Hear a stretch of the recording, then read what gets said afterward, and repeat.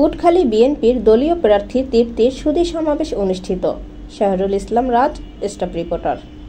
আগামী 13-10 জাতীয় সংসদ নির্বাচনে বাংলাদেশ জাতীয়তাবাদী দল বিএনপির দলীয় প্রার্থী মফিকুল হাসান তৃপ্তি সুধী সমাবেশ করেছেন।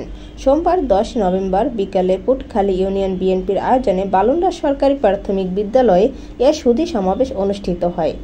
অনুষ্ঠানে 5 নং পুটখালী ইউনিয়নের বালুন্ডা 5 নং ওয়ার্ডের সভাপতি কবিরুল ইসলামের সভাপতিত্বে প্রধান অতিথি হিসেবে বক্তব্য রাখেন সাবেক এমপি ও ধানের শীষের মনোনীত প্রার্থী মফিকুল হাসান তৃপ্তি।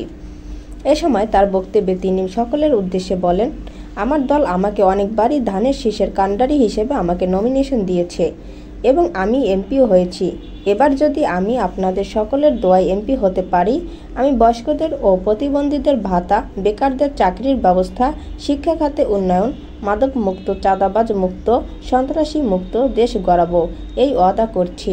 এ সময় পুটখালী ইউনিয়ন সাবেক ছাত্র নেতা জাহিদুল ইসলামের সঞ্চালনায় বিশেষ অতিথি হিসেবে উপস্থিত ছিলেন শার্শা উপজেলা বিএনপির যুগ্ম সাধারণ সম্পাদক তাজউদ্দিন আহমেদ, তথ্য গবেষণা বিষয়ক সম্পাদক আতাউর রহমান আতা, আইন বিষয়ক সম্পাদক মশিউর রহমান, উপজেলা যুবদলের সদস্য সচিব এমদাদুল হক এমদা, সিনিয়র যুগ্ম আহ্বায়ক আল মামুন বাবলু, যুবদলের যুগ্ম আহ্বায়ক মেহেদী হাসান, স্বেচ্ছাসেবক দলের আহ্বায়ক রাকিবুল।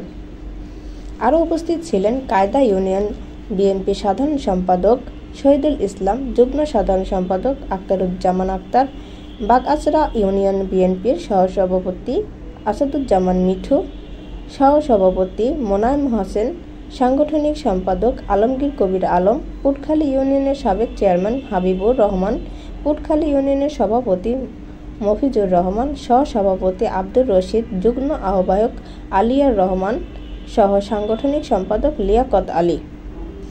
পূর্ব দিগন্ত, মিষ্টি শিকদার, ঢাকা।